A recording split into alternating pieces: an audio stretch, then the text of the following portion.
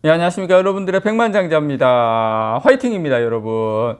자, 오늘도 여러분들에게 오늘 참 그 미지어 증권이라는 데가 있습니다. 미지어 증권이 보고서를 냈는데요. 자, 메모리 반도체 호황, 슈퍼 호황이 앞으로 최소 2년은 더 간다. 물론 여기저기에서 뭐 몇 년 더 간다. 그런 이야기는 많이 있습니다. 그런데 자, 여기에서 낸 근거가 좀 재밌어요. 그 부분 여러분들에게 오늘 자, 낱낱이 또 전달을 해 드리는 시간을 갖도록 하겠습니다. 자, 그 전에 여러분, 오늘 요 부분에 대한 이야기가 나왔죠. 지금 계속 이야기가 지금 이제 나오고 있는데, 그 엑시노스 2600, 엑시노스 2600이 삼성전자의 어떤 제품에 탑재가 되는지에 대한 이제 윤곽이 나왔습니다. 윤곽이 나왔고, 오늘 그 부분에 대한 이야기를 먼저 여러분들에게 말씀을 좀 드릴까 합니다. 일단 내년 2월에 어떻게 보면 어떻게 보면 아니라 최고급 스마트폰이죠. S26이 이 시리즈를 이제 출시를 하는데 내년 2월 달에 원래는 이게 한 3월 달에 출시되려고 했었는데 조금 더 앞당겨서 2월 달에 출시를 합니다. 기본 모델하고 플러스 모델에는 삼성전자가 자체적으로 제작한 차세대 모바일 지금 보시는 그 AP인 엑시노스 2600이 탑재가 됩니다. 그러니까 기본 모델하고요, 플러스 모델에만 탑재가 됩니다. 참고로 이제 최상위급 모델, 갤럭시 시리즈의 최상위급 모델인 그 울트라에는 이 퀄컴 칩을 그대로 사용을 합니다. 아무래도 삼성전자 측에서 조금은 부담을 느낀 것 같아요. 왜냐하면은 기본 모델하고 또 그 울트라 모델에 대한 좀 많은 이제 대중들의 어떤 그 좀 기대감, 그리고 이제 가격이 제일 비싸다 보니까 여러 가지 성능에 대한 기대감, 물론 엑시노스 2600의 성능이 떨어진다는 걸 말씀드리는 게 아니고 기존에 있던 선입견 이런 것들이 좀 있거든요. 이제 그렇기 때문에 특히 이제 미국이라든지 글로벌 출시를 좀 염두를 하면서 아마 최상위급 모델에는 울트라 쪽에는 퀄컴 칩을 전량 사용하는 것으로 되지 않았나 개인적으로 그렇게 생각을 합니다.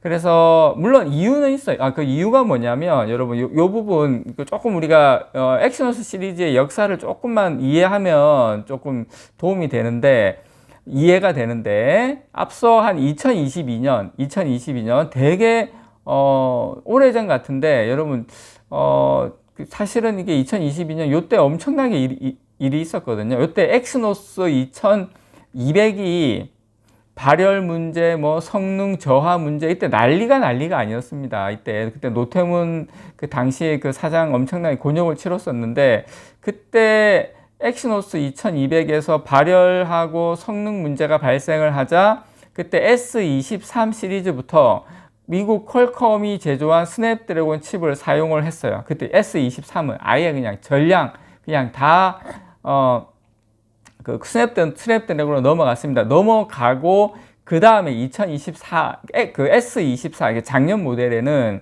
울트라를 제외한 기본형과 플러스 모델에만 엑시노스 2400을 넣었습니다. 그러니까 작년에 여러분 뭐 기억하실지 모르겠지만 작년에도 울트라 모델에는 스냅드래곤 모델, 그러니까 엑시노스 모델은 안 들어갔다. 울트라 모델에는 스냅드래곤, 퀄컴의 스냅드래곤 모델만 들어갔다라는 거 여러분께 말씀을 좀 드리고 싶고, 물론 엑시노스 2500은 아예 안 들어갔죠. S 시리즈는 안 들어가고, 제가 알고 있기로는 갤럭시 Z 플립 7 여기에 폴더블 폰 모델에만 탑재된 걸로 알고 있습니다. 그러면서 지금 S26은 갤럭시 S 지금 그 2600, 엑시노스 2600은 갤럭시 S26 시리즈에 똑같이 그 울트라 모델에는 안 들어가는 걸로 아마 그렇게 된 것 같아요. 2024년하고 똑같이 그렇게 아마 정책적으로 되지 않았나 이런 생각이 들고요. 저는 그동안 여러 가지 문제로 지적됐던 뭐 성능 문제, 그리고 발열 문제, 뭐 불량 이런 부분들이 상당히 개선이 되지 않았나 그렇게 생각을 하고요. 그런 어떤 자신감에서 아마 이런 결정이 그래도 나오지 않았나. 그래도 우리가 작년에 2025 올해죠, 올해 같은 경우에 우리가 이 엑시노스가 출시가 안 됐지 않습니까? 들어가는 게 S25 시리즈에 그나마 내년에 이렇게 들어갈 수 있었다라는 것은 삼성전자가 그만큼 AP가 좋아졌다라는 걸 좀 반증하는 거다라고 말씀을 좀 드리고 싶습니다. 자, 그리고 미즈증권 보고서 요 내용 상당히 흥미로운 내용인데 여러분께 요 부분 말씀을 좀 이제 드리려고 하는데요. 지금 HBM을 비롯한 D램하고 낸드 플래시 이 공급 부족이 앞으로 2년 더 지속된다. 그리고 가격 상승이 최소한 2년입니다.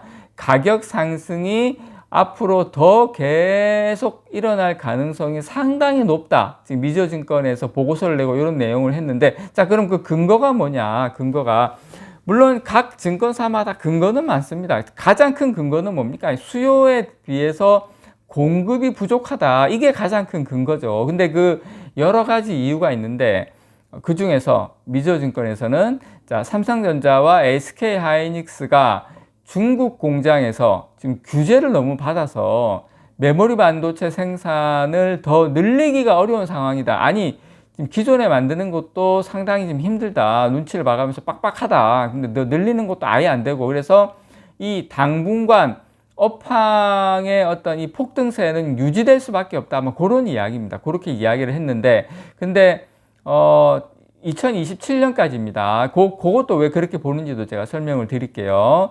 그래서 어쨌든 미즈증권은 보고서를 내고 이 AI 산업에서 메모리 반도체 수요가 강세를 보이면서 공급 부족을 이끌고 있는데 최소한 앞으로 최소한입니다. 2년은 더 간다. 이 공급 물량이 충분하지 않은 상황이 앞으로 2년은 더 간다. 자, 우리가 이제 여기에서 힌트를 얻어야 되는 게, 야, 그러면 우리가 지금 주가 상승이 앞으로 최소한 1년 이상은 충분히 더 주가가 상승할 수 있다. 그럼 내년 연말까지는 주가가 더 간다? 뭐 그렇게도 우리가 생각을 할 수가 있죠. 특히 이제 메모리 반도체 제조사들의 주요 먹거리로 자리 잡은 HBM의 수요는 그 데이터 시장, 인공지능 AI 데이터 서버 시장이 최소한 2027년까지 강력하게 이어질 거다. 그래서 일단 HBM에 대해서도 2027년까지는 무조건 강력하게 간다. 그 다음도 더 갈지 덜 갈지는 모르겠지만 최소한 2027년까지 HBM은 무조건 간다. 뭐 그렇게 지금 보고서를 냈고요. 그리고 HBM 판매량은 연간 100% 넘는 성장세를 보일 것이다. 지금 이렇게 전망을 하고 있다라고 여러분께 말씀을 좀 드리고 싶습니다. 그러니까 지금 모든 캐펙스가 어떻게 보면 HBM으로 다 가 있거든요. 3사가 거의 HBM으로 다 가 있는 상태에서 성장률 이렇게 엄청나게 올라가니까 지금 D램을 안 그래도 D램하고 어떤 낸드 플래시를 더 늘릴 수가 없는 상황인데 중국 공장마저도 더 못 늘린다. 그래서 이 호조가 더 갈 수밖에 없다. 그런 어떤 이야기를 지금 하는 겁니다. 그래서 근데 이제 자기들은 이렇기 때문에 그 미국의 마이크론의 더 큰 수혜로 돌아갈 공산이 크다 이렇게 이야기를 하고 있는데 제가 봤을 때는 꼭 근거는 좀 약하다. 왜냐? 그러면 뭐 우리나라 뭐 지금 메모리 반도체 공장이 중국에만 있는 게 아니거든요. 우리나라에도 있거든요. 그렇기 때문에 그 부분에 대한 논리는 개인적으로 조금 약하다. 그러나 이 미즈증권은 마이크론이 미국의 아이다호하고 뉴욕에 신설하는 이 메모리 반도체 공장이 2027년부터 순차적으로 가동을 시작하면서 D램 시장에서 점유율을 좀 늘리면서 생산량을 이때 여기서부터는 많이 생산하게 될 거다. 그러면서 가격이 조금 이제 안정화될 거다. 이런 이제 이야기를 하고 있는데 이제 요 부분도 얼마만큼의 수요가 그때 많이 있을 건가에 따라서 조금 제가 봤을 때 물론 영향이 없지는 않겠지만 공장을 새롭게 이제 증설을 이렇게 신규로 공장을 이제 오픈하게 되면 그러나 여기에서도 제가 봤을 때 HBM으로의 물량이 얼마나 갈지에 따라서 저는 이 메모리 반도체 일반 레거시 반도체의 호황이 더 크게 또 길게 갈 수도 있다라고 여러분께 말씀을 좀 드리고 싶고요. 낸드 플래시 기반의 지금 SSD 이 저장 장치 수요 같은 경우에는 이 인공지능 데이터 센터 서버 분야를 중심으로 엄청나게 빠르게 늘고 있거든요. 이게 저는 이 부분도 우리가 이 학습에서 추론으로 넘어가면서 이 부분도 우리가 좀 간과하지 않을 수 없다라는 걸 일단 말씀을 좀 드리고 싶고, 어쨌든 결국 수요 증가와 이 생산 제약을 비롯한 여러 요인이 지금 메모리 반도체 업황 호조의 원인으로 작용을 하고 있는데, 최소 언제까지? 예, 최소 2년까지는 호황이 될 가능성이 상당히 높다라는 거 여러분들에게 깨알같이 전달을 드립니다. 이상 여러분들의 백만장자였습니다. 사랑합니다, 여러분.